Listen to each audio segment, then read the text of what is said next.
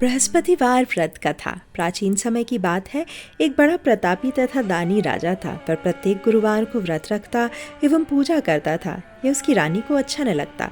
न वो व्रत करती और न ही किसी को एक पैसा दान में देती। राजा को भी ऐसा करने को मना किया करती थी। एक समय की बात है कि राजा शिकार खेलने वन को चले गए। घर पर रानी और दासी थी। उसी समय गुरु बृहस्पति साधु का रूप धारण कर राजा के दरवाजे पर आए और भिक्षा मांगने लगे। साधु ने रानी से भिक्षा मांगी तो वह कहने लगी, हे साधु महाराज, मैं इस दान पुण्य से तंग आ गई हूँ। आप कोई ऐसा उपाय बताएं जिससे सारा धन नष्ट हो जाए और मैं आराम से रह सकूं। साधु रूपी बृहस्पति देव ने कहा, हे देवी, तुम बड़ी विचित्र हो। संतान और धन से कोई भी दुखी होता है। अगर तुम्हारे पास धन अधिक है तो इसे शुभ कार्यों में लगाओ जिससे तुम्हारे दोनों लोग सुधरें। परंतु साधु की इन बातों पर रानी खुश नहीं हुई। उसने कहा, मुझे ऐसे किसी धन की आवश्यकता नहीं जिसे मैं अन्य लोगों को दान दूं और जिसको संभालने में ही मेरा सारा समय नष्ट हो जाए। साधु ने कहा, यदि तुम्हारी यही इच्छा है तो जैसा मैं बताता हूँ तुम वैसा ही करना। बृहस्पतिवार के दिन घर को गोबर से लीपना, अपने केशों को पीली मिट्टी से धोना, केशों को धोते समय स्नान करना, राजा को भी हजामत बनाने को कहना, भोजन में मांस मदिरा खाना, कपड़े धोबी के यहाँ धुलने को देना। इस प्रकार 7 बृहस्पतिवार करने से तुम्हारा सब धन नष्ट हो जाएगा। इतना कहकर साधु बने बृहस्पति देव अंतर्धान हो गए। साधु के कहे अनुसार करते हुए रानी को केवल 3 ही बृहस्पतिवार बीते थे कि उसकी समस्त धन संपत्ति नष्ट हो गई। भोजन के लिए परिवार तरसने लगा। एक दिन राजा ने रानी से कहा, हे रानी, तुम यहीं रहो, मैं दूसरे देश जाता हूँ, क्योंकि यहाँ पर मुझे सभी जानते हैं, इसलिए मैं कोई छोटा कार्य नहीं कर सकता। ऐसा कहकर राजा परदेश चला गया। वह जंगल से लकड़ी काट कर लाता और शहर में बेचता। इस तरह वह अपना जीवन व्यतीत करने लगा। इधर राजा के बिना रानी और दासी दुखी रहने लगी। एक समय जब रानी और दासियों को 7 दिन बिना भोजन के रहना पड़ा तो रानी ने अपनी दासी से कहा, हे दासी, पास ही के नगर में मेरी बहन रहती है। वह बड़ी धनवान है, तो उसके पास जा और कुछ ले आ ताकि थोड़ा बहुत गुजर बसर हो जाए। दासी रानी की बहन के पास गई। उस दिन बृहस्पतिवार था। रानी की बहन उस समय बृहस्पतिवार की कथा सुन रही थी। दासी ने रानी की बहन को अपनी रानी का संदेश दिया, लेकिन रानी की बहन ने कोई उत्तर नहीं दिया। जब दासी को रानी की बहन से कोई उत्तर नहीं मिला तो बहुत दुखी हुई। उसे क्रोध भी आया। दासी ने वापस आकर रानी को सारी बात कह सुनाई, जिसे सुनकर रानी ने अपने भाग्य को कोसा। उधर रानी की बहन ने सोचा कि मेरी बहन की दासी आई थी, परंतु मैं उससे कुछ नहीं बोली, इससे वो बहुत दुखी हुई होगी। कथा सुनकर और पूजन समाप्त कर वह अपनी बहन के घर गई और कहने लगी, हे बहन, मैं बृहस्पतिवार की कथा सुन रही थी। तुम्हारी दासी गई थी। जब तक कथा होती है तब तक न उठते हैं और न ही बोलते हैं, इसलिए मैं नहीं बोली। कहो दासी, क्यों गई थी? रानी बोली, बहन, हमारे यहाँ कोई अनाज नहीं है। ऐसा कहते कहते रानी की आंखें भर आई। उसने दासी समेत भूखा रहने की बात भी अपनी बहन को बता दी। रानी की बहन बोली, बहन, देखो, बृहस्पति भगवान सबकी मनोकामना पूर्ण करते हैं। देखो, शायद तुम्हारे घर में अनाज रखा हो। कर दासी घर के अंदर गई तो वहाँ एक घड़ा अनाज का भरा मिल गया। उसे बड़ी हैरानी हुई क्योंकि उसने एक एक बर्तन देख लिया था। उसने बाहर आके रानी को बताया। दासी रानी से कहने लगी, हे रानी, जब हमको अन्न नहीं मिलता तो हम व्रत ही तो करते हैं, इसलिए क्यों न इनसे व्रत की विधि और कथा पूछ ली जाए, जिससे हम भी व्रत किया करेंगे। पर रानी ने अपनी बहन से बृहस्पतिवार व्रत के बारे में पूछा। उसकी बहन ने बताया, बृहस्पतिवार के व्रत में चने की दाल और मुनक्का से विष्णु भगवान का केले की जड़ में पूजन करें तथा दीपक जलावें, पीला भोजन करें तथा कथा सुने।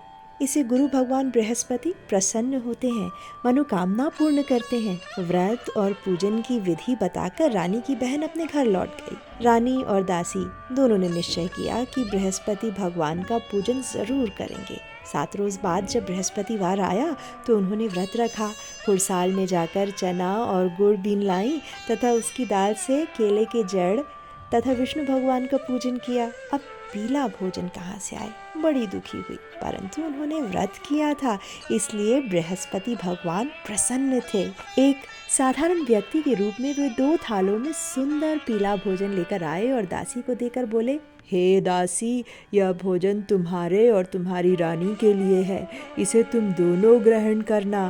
दासी भोजन पाकर बहुत प्रसन्न हुई। उसने रानी को सारी बात बताई। उसके बाद से वे प्रत्येक बृहस्पतिवार को गुरु भगवान का व्रत और पूजन करने लगी।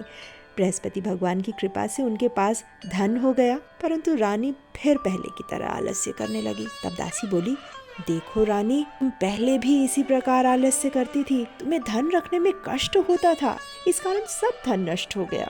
अब गुरु भगवान की कृपा से धन मिला है तो फिर तुम्हें आलस्य होता है। बड़ी मुसीबतों के बाद हमने ये धन पाया है, इसलिए हमें दान पुण्य करना चाहिए। अब तुम भूखे मनुष्यों को भोजन कराओ, प्याऊ लगवाओ, ब्राह्मणों को दान दो, कुआं, तालाब, बावड़ी आदि का निर्माण करवाओ, मंदिर पाठशाला बनवाकर ज्ञान दान दो, कुंवारी कन्याओं का विवाह करवाओ, अर्थात धन को शुभ कार्यों में खर्च करो, जिससे तुम्हारे कुल का यश बढ़े तथा स्वर्ग प्राप्त हो और पितृ प्रसन्न हो।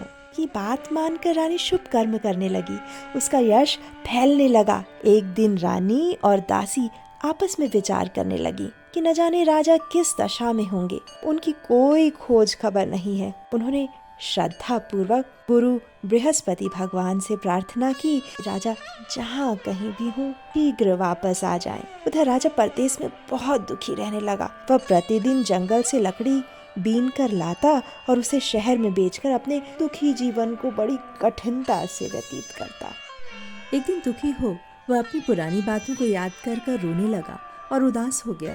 उसी समय राजा के पास बृहस्पति देव साधु के वेश में आकर बोले, हे लकड़हारे, तुम इस सुनसान जंगल में किस चिंता में बैठे हो, मुझे बतलाओ। यह सुन राजा के नेत्रों में जल भर आया। साधु की वंदना कर उसने अपनी संपूर्ण कहानी सुना दी। महात्मा दयालु होते हैं। वे राजा से बोले, हे राजा, तुम्हारी पत्नी ने बृहस्पति देव के प्रति अपराध किया था, जिसके कारण तुम्हारी ये दशा हुई। अब तुम किसी प्रकार की चिंता मत करो, भगवान तुम्हें पहले से अधिक धन देंगे। देखो, तुम्हारी पत्नी ने बृहस्पतिवार का व्रत प्रारंभ कर दिया है। अब तुम भी बृहस्पतिवार का व्रत करके चने की दाल व गुड़ जल के लोटे में डालकर केले का पूजन करो, फिर कथा कहो या सुनो, भगवान तुम्हारी सब मनोकामनाओं को पूर्ण करेंगे। साधु की बात मानकर राजा बोला, हे प्रभु, लकड़ी बेचकर मुझे इतना भी पैसा नहीं बचता जिससे मैं भोजन के उपरांत कुछ बचा सकूं।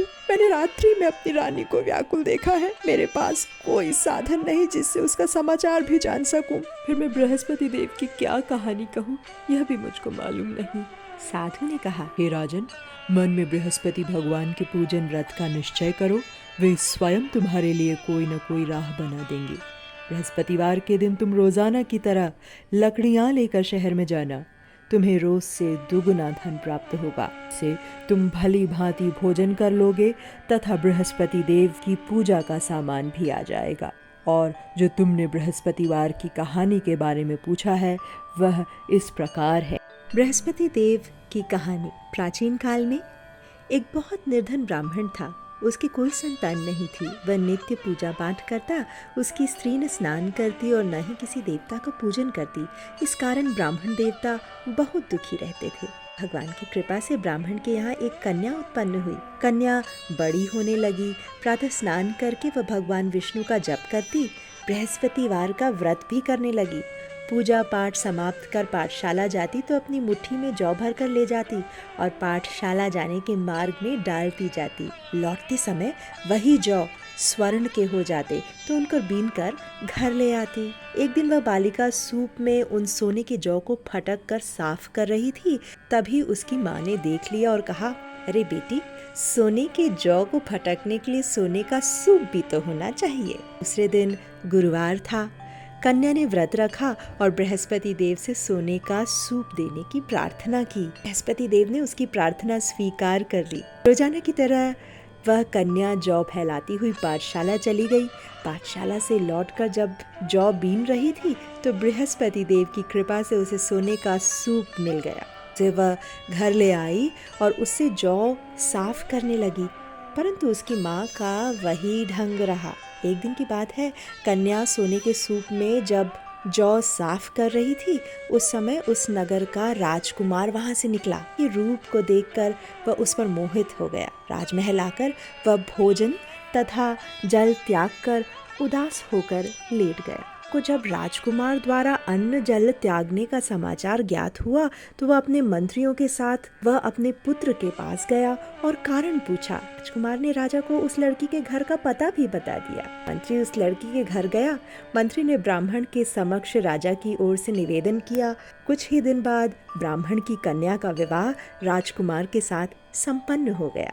कन्या के घर से जाते ही ब्राह्मण के घर में पहले की भांति गरीबी का निवास हो गया।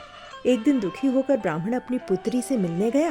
बेटी ने पिता की अवस्था को देखकर अपनी माँ का समाचार पूछा। ब्राह्मण ने सभी हाल कह सुनाया। कन्या ने बहुत सा धन देकर पिता को विदा कर दिया। लेकिन कुछ दिन बाद फिर वही हाल हो गया। ब्राह्मण फिर अपनी कन्या के यहाँ गया और सभी हाल कहा तो पुत्री बोली, हे पिताजी, आप माताजी को यहाँ लिवा लाओ, मैं उन्हें वह विधि बता दूंगी जिससे गरीबी दूर होती है।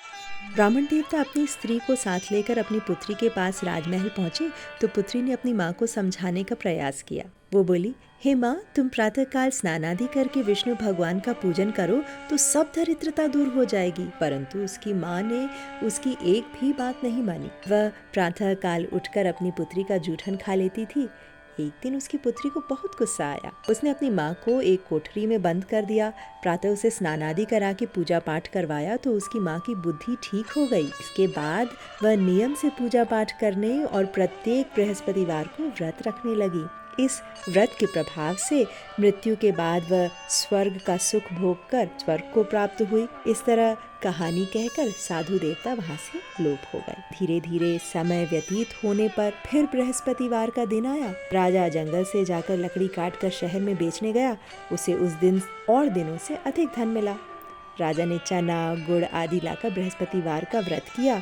उस दिन उसके सभी क्लेश दूर हो गए। परंतु जब अगले गुरुवार का दिन आया तो वह बृहस्पतिवार का व्रत करना भूल गया। इस कारण बृहस्पति भगवान नाराज हो गए। उस दिन उस नगर के राजा ने विशाल यज्ञ का आयोजन किया था तथा अपने समस्त राज्य में घोषणा करवा दी थी, सभी मेरे यहाँ भोजन करने आवे, किसी के घर में चूल्हा न जले। इस आज्ञा को जो न मानेगा उसे फांसी की सजा दी जाएगी। ताकि आज्ञा अनुसार राज के सभी वासी राजा के भोज में सम्मिलित हुए, लेकिन लकड़हारा कुछ देर से पहुंचा, इसलिए राजा उसको अपने साथ महल में ले गए। जब राजा लकड़हारे को भोजन करा रहे थे तो रानी की दृष्टि उस खूंटी पर पड़ी जिस पर उसका हार लटका हुआ था। उसे हार खूंटी पर लटका हुआ दिखाई नहीं दिया। रानी को निश्चय हो गया कि मेरा हार इस लकड़हारे ने ही चुराया है। उसी समय सैनिकों को बुलवाकर उसको जेल में डलवा दिया। लकड़हारा जेल में विचार करने लगा, न जाने कौन सी पूर्व जन्म के कर्म से मुझे यह दुख प्राप्त हुआ है, और जंगल में मिले उस साधु को याद करने लगा। तत्काल बृहस्पति देव साधु के रूप में प्रकट हो गए और कहने लगे, अरे मूर्ख, तूने बृहस्पति देवता की कथा नहीं की, इसी कारण तुझे ये दुख प्राप्त हुआ है। अब चिंता मत कर, बृहस्पतिवार के दिन जेल खाने के दरवाजे पर तुझे 4 पैसे पड़े मिलेंगे।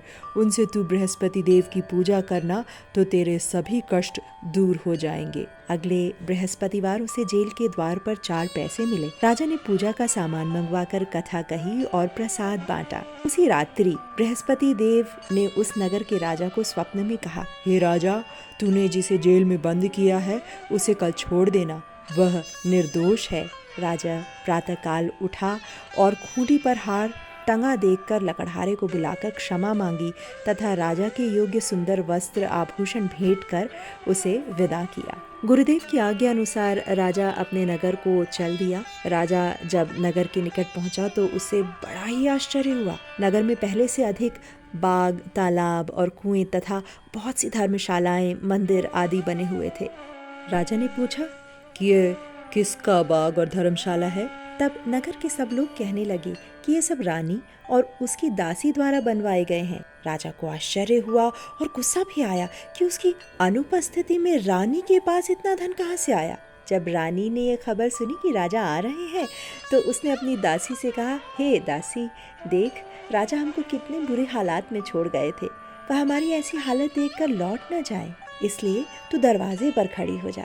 रानी की आज्ञा अनुसार दासी दरवाजे पर खड़ी हो गई और जब राजा आए तो उन्हें अपने साथ महल में लेवा लाई। तब राजा ने क्रोध करके अपनी तलवार निकाली और पूछने लगा, बताओ यह धन तुम्हें कैसे प्राप्त हुआ? तब रानी ने सारी कथा कह सुनाई। राजा ने निश्चय किया कि मैं रोजाना दिन में 3 बार कथा कहा करूंगा तथा रोज व्रत किया करूंगा। अब हर समय राजा के दुपट्टे में चने की दाल बंधी रहती तथा दिन में 3 बार कथा कहता। एक रोज राजा ने विचार किया कि चलो अपनी बहन के यहाँ हो आऊं। इस तरह का निश्चय कर राजा घोड़े पर सवार हो अपनी बहन के यहाँ चल दिया। मार्ग में उसने देखा कि कुछ आदमी एक मुर्दे को लिए जा रहे हैं। उन्हें रोककर राजा कहने लगा, अरे भाइयों, मेरी बृहस्पति भगवान की कथा सुन लो। वह बोले, लो, हमारा आदमी मर गया है और इसको अपनी कथा की पड़ी है। परंतु कुछ आदमी बोले, अच्छा कहो, हम तुम्हारी कथा भी सुनेंगे। राजा ने दाल निकाली और कथा कहनी शुरू कर दी। जब कथा आधी हुई तो मुर्दा हिलने लगा और जब कथा समाप्त हुई तो राम राम कहकर मुर्दा खड़ा हो गया। राजा आगे बढ़ा, उसे चलते चलते शाम हो गई। आगे मार्ग में उसे एक किसान खेत में हल चलाता मिला। राजा ने उसे कथा सुनने का आग्रह किया, लेकिन वह नहीं माना। राजा आगे चल पड़ा। राजा के हटते ही बैल पछाड़ खाकर गिर गए और किसान के पेट में जोरों का दर्द होने लगा। उसी समय किसान की माँ रोटी लेकर आई। उसने जब देखा तो अपने पुत्र से सब हाल पूछा। बेटे ने सभी हाल बता दिया। बुढ़िया दौड़ी दौड़ी घुड़सवार के पीछे गई और उससे बोली, मैं तेरी कथा सुनूंगी, तू अपनी कथा मेरे खेत पर ही चलकर कहना। राजा ने लौटकर बुढ़िया के खेत पर जाकर कथा कही, जिसके सुनते ही बैल खड़े हो गए और तथा किसान के पेट का दर्द भी बंद हो गया। राजा अपनी बहन के घर पहुंच गया। बहन ने भाई की खूब मेहमानबाजी की। दूसरे रोज प्रातः राजा जागा तो वह देखने लगा कि सब लोग भोजन कर रहे हैं। राजा ने अपनी बहन से पूछा, ऐसा कोई मनुष्य है जिसने भोजन नहीं किया हो, जो मेरी बृहस्पतिवार की कथा सुन ले? बहन बोली, हे भैया, यह देश ऐसा ही है। पहले यहाँ के लोग भोजन करते हैं, बाद में अन्य काम करते हैं। फिर एक कुम्हार के घर गई जिसका लड़का बीमार था। उसे मालूम हुआ कि उसके यहाँ 3 दिन से किसी ने भोजन नहीं किया। रानी ने अपने भाई की कथा सुनने के लिए कुम्हार से कहा। वह तैयार हो गया। राजा ने जाकर बृहस्पतिवार की कथा कही, जिसको सुनकर उसका लड़का ठीक हो गया। अब तो राजा की प्रशंसा होने लगी। एक दिन राजा ने अपनी बहन से कहा, हे बहन, मैं अब अपने घर जाऊंगा, तुम भी तैयार हो जाओ। राजा की बहन ने अपनी सास से अपने भाई के साथ जाने की आज्ञा मांगी। सास बोली, चली जा, परंतु अपने लड़के को मत लेकर जाना, क्योंकि तेरे भाई की कोई संतान नहीं है। बहन ने अपने भाई से कहा, भैया मैं तो चलूंगी, किंतु कोई बालक नहीं जाएगा। अपनी बहन को भी छोड़कर दुखी मन से राजा अपने नगर को लौट आया। राजा ने अपनी रानी से सारी कथा बताई और बिना भोजन किए शैया पर लेट गया। रानी बोली, हे प्रभु, बृहस्पति देव ने हमें सब कुछ दिया है, वे हमें संतान अवश्य देंगे। उसी रात बृहस्पति देव ने राजा को स्वप्न में कहा, हे राजा, उठ, सभी सोच को त्याग दे, तेरी रानी गर्भवती है। राजा को यह जानकर बड़ी खुशी हुई। 9वें महीने रानी के गर्भ से एक सुंदर पुत्र पैदा हुआ। तब राजा बोला, हे रानी, स्त्री बिना भोजन के रह सकती है, परंतु बिना कहे नहीं रह सकती। जब मेरी बहन आए तो तुम मुझसे कुछ मत कहना। रानी ने हाँ कर दी। जब राजा की बहन ने यह शुभ समाचार सुना तो वह बहुत खुश हुई तथा बधाई लेकर अपने भाई के यहाँ आई। रानी ने तब उसे आने का उलाहना दिया। जब भाई अपने साथ ला रहे थे तब टाल गई, उनके साथ न आई और आज अपने आप ही भागी भागी बिना बुलाए चली आई। तो राजा की बहन बोली, भाई, मैं इस प्रकार न कहती तो तुम्हारे घर औलाद कैसे होती? बृहस्पति देव सभी मनोकामनाएं पूर्ण करते हैं। जो सद्भावना पूर्वक बृहस्पतिवार का व्रत करता है एवं कथा पढ़ता है अथवा सुनता है और दूसरों को सुनाता है, बृहस्पति देव उसकी सभी मनोकामनाएं पूर्ण करते हैं, उनकी सदैव रक्षा करते हैं। जो संसार में सद्भावना से गुरुदेव का पूजन एवं व्रत सच्चे हृदय से करते हैं, उनकी सभी मनोकामनाएं वैसी ही पूर्ण होती हैं जैसी सच्ची भावना से रानी और राजा ने बृहस्पति देव की कथा का गुणगान किया तो उनकी सभी इच्छाएं बृहस्पति देव ने पूर्ण की। अनजाने में भी बृहस्पति देव की उपेक्षा न करें।